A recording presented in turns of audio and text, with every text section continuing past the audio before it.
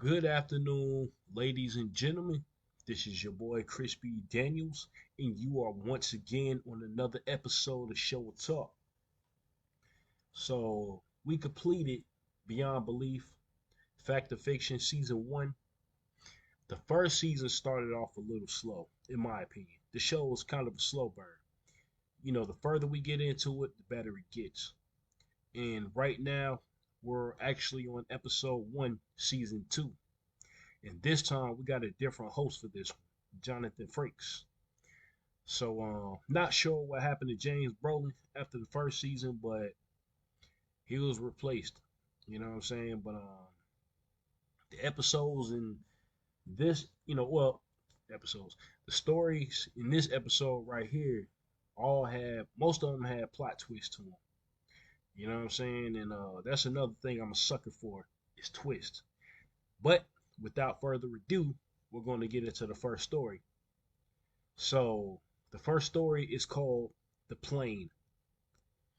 And in this story right here, it's about this pilot who stops by this diner to get a cup of coffee, to get breakfast and everything.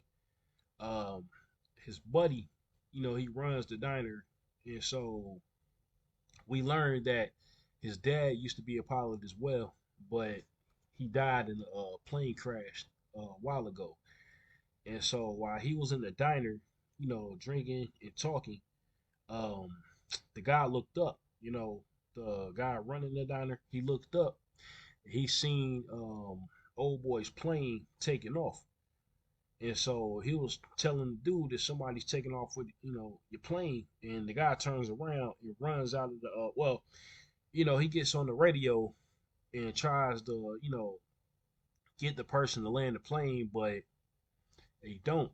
So he runs outside in a panic, and the plane is flying in circles before it went down completely, and it caught on fire. So we come to find out that the plane had a leak, and it would have exploded. You know what I'm saying? Anyway, so when the guy looks in the plane, he sees some wings in there, right?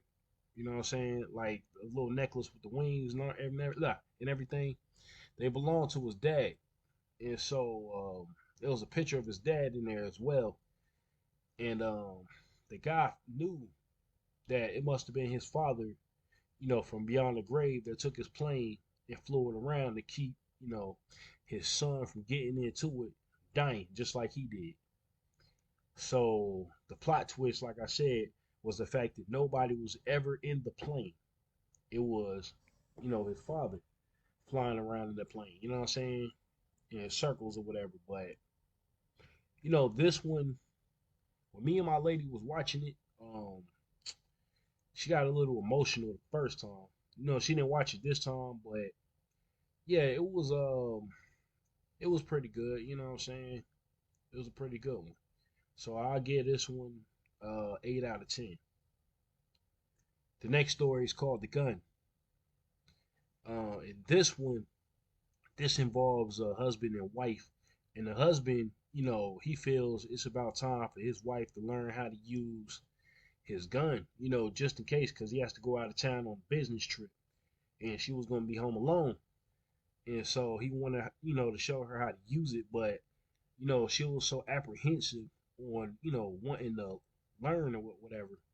And so one night she had a nightmare, and she was standing on top of the stairway, and some guy was running up the stairwell. You couldn't really tell because it was blacked out, but she was pulling the trigger and nothing happened, like the gun was jammed or something. You know what I'm saying? So none of the bullets fired, and she woke up. You know what I'm saying? In a panic. And then the next day, the husband and wife were in the kitchen talking, and he's explaining to her that that was his father's gun and it never fell, like it never got jammed or nothing. So he showed her how to use it before he left. And so the night that she was home alone, actually this was no nightmare, this was for real. She was in the bed asleep, and she heard glass breaking, well, what appeared to be glass breaking. And she woke up, and she had grabbed a revolver, and she stood at the top of the stairwell, And sure enough, she seen somebody at the bottom, and she started pulling the trigger with no hesitation. And the guy turns the lights on. It turned out to be her son. Like he came home from college, and she was still pulling the trigger until he got halfway up the stairs before she realized who he was. You know what I'm saying?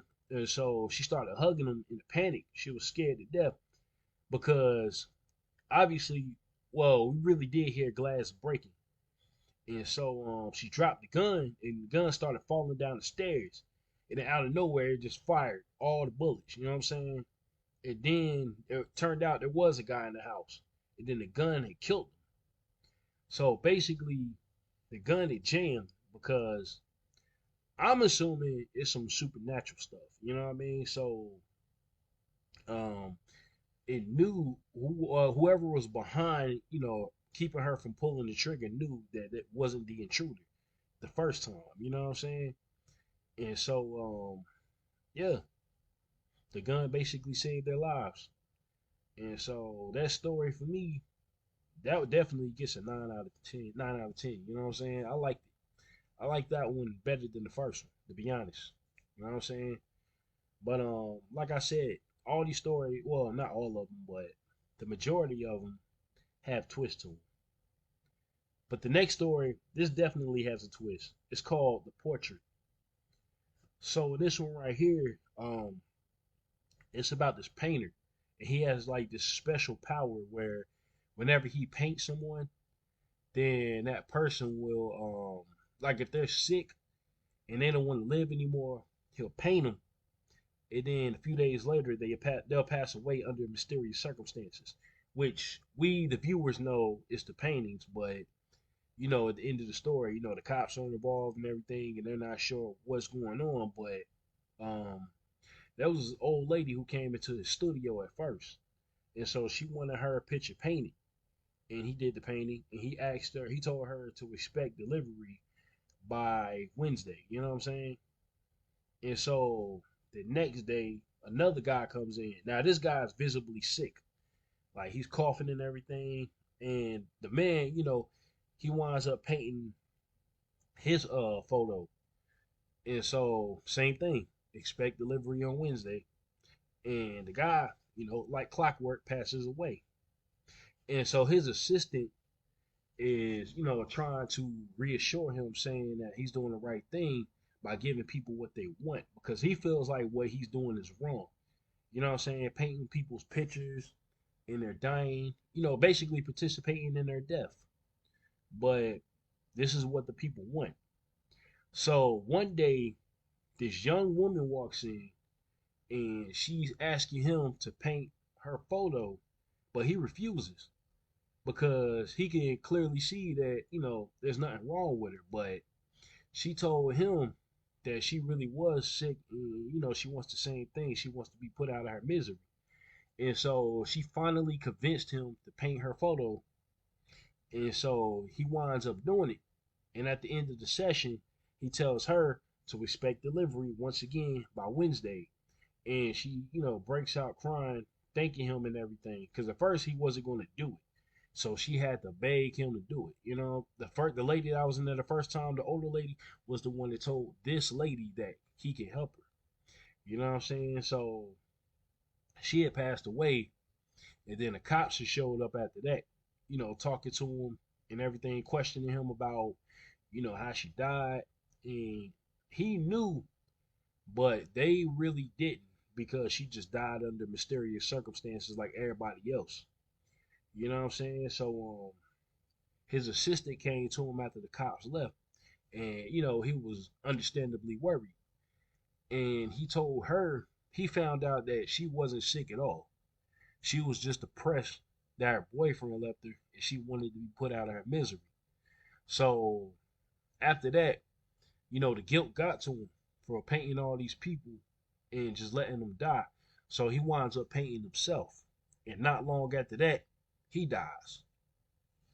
So that's pretty much the end of that story right there. Now, this was one of my favorite ones in this episode. This is one of the ones, like one of the standout stories in the show for me. I remember this story from years ago, like clockwork. I could have told y'all this off the top of my head, even if I seen this like 20 plus years ago, because I remember this story. You know what I'm saying? Like it was yesterday. It's a good one. It gets a 10 out of 10 for me. Now, if you're going to watch this show, make sure you check out this episode in particular. Um, the next episode, The Past. So it involves these two boys in the hospital. You know, one of them, he's kind of like a loose cannon, you know. And then the other one, he's the son of the doctor that works there in the hospital. And so the son, he's not sure why he's there, but I think he's got like a heart murmurs or something. That was the issue. So his dad wouldn't let him go home until they do at least one more test on him that next day. And his son feels like there's something that the dad's not telling him. And so while the dad is talking to his son, the other guy, the wild dude, winds up snatching the hall pass. He winds up snatching the hospital pass, the key card out of his dad's like pocket from his jacket. And so after the boy's dad leaves, the guy, he tells the boy that he has his key card, basically access to the entire hospital, including the morgue, and that's where they're headed to. Just to do something fun because they was bored to tears, trying to find something more TV in the beginning. So when they get down to the morgue, the dude he opens up one of the little like drawers or whatever with the dead body, and then he was about to unzip it until the other boy, the son was warning him that somebody was coming, so they had to shut the drawer and go hide until the dude, because a guy he brought in a new body, and so after he left, they came back out of hiding, and so they decided to take a look at this new body that just came in, and so the wild boy, he winds up unzipping. No, the son he winds up unzipping the body because the other guy convinced him to do it. So he was looking away while he was doing it, and then when the other guy saw who it was, he was shocked, and he had the son look at it. You know what I'm saying? And he was basically the wild dude was like, "Yo, that's you." You know what I'm saying? So the son looked down and saw that it was, you know what I'm saying, it was somebody that looked just like him, basically him. So he winds up having a heart attack or dying. His heart gave out when he saw it. You know what I'm saying? So the next day we come to find out that, his dad got into a car wreck when he went to go pick up, his wife and other son. Come to find out that boy was a twin. So the dad lost both sons in one night. One from the car accident and one for looking at the body and his heart giving out. You know what I'm saying? That's the twist to the story right there. Now, for a long time, after watching this story, I thought that the son just discovered his twin, but because I wasn't really paying attention to this episode that closely. Nah, he been known. You know what I'm saying? I guess he was screaming out of shock because his brother was dead. You know what I mean? And that's how his heart gave out. That's crazy too, man. Losing two sons in one day, man. But the parents survived the crash. And so this story right here, yo, it definitely gets a 9 out of 10 for me. You know what I'm saying? It's like I said, it starts off slow, but then it picks up. And for our final story for episode 1, season 2, it's called The Caller. You know what I'm saying? It's about this radio station host, Kincaid and Midnight or something like that. And he's on the radio insulting his guests or his callers or whatever. And some of the jokes, I ain't even gonna lie, were pretty funny.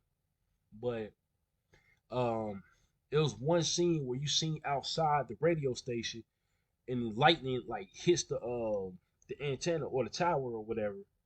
And you know what I'm saying? Like the whole thing goes out. And you know what I'm saying, nobody else can call in.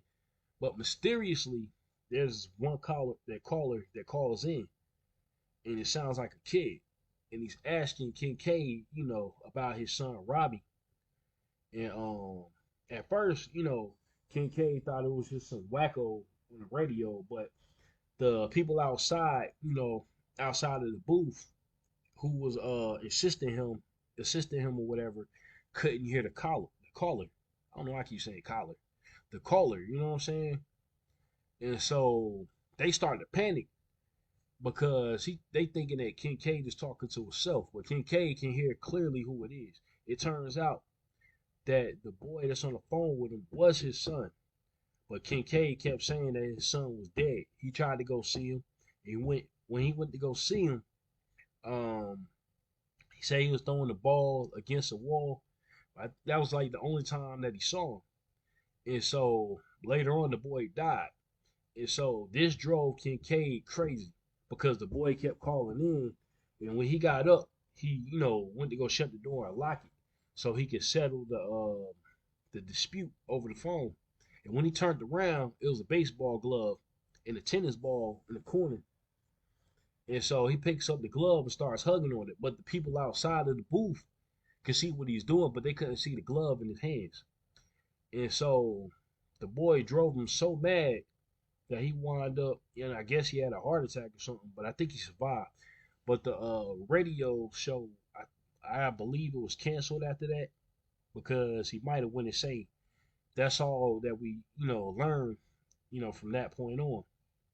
But yeah, that story was pretty freaky. I give it a 7 though. It was kind of weak. It was kind of short too, but you know what I'm saying? I mean, all the stories are the same length, but it seemed like it was short. So yeah, I give it a 7 out of 10. You know what I'm saying? So yeah, like I was telling y'all, the show picks up after season 1. So from season 2 on, it gets better and better. So make sure y'all check this one out. And overall, I give this episode a 9 out of 10. You know what I'm saying? But yeah, Beyond Belief, Fact or Fiction, episode 1, season 2. Check it out. And about to get off of here, got to do a few things, so I will talk to y'all later. All right. Oh yeah, and if you're watching this on YouTube, give me a like, comment, and subscribe. I would greatly appreciate it, folks. And I am out of here. Peace. The feeling is mutual. Come in, take a seat, share your thoughts with each, and preach it when you speak, so we can share kinetic energy throughout the brainwave. Keep us balanced out and all on the same thing.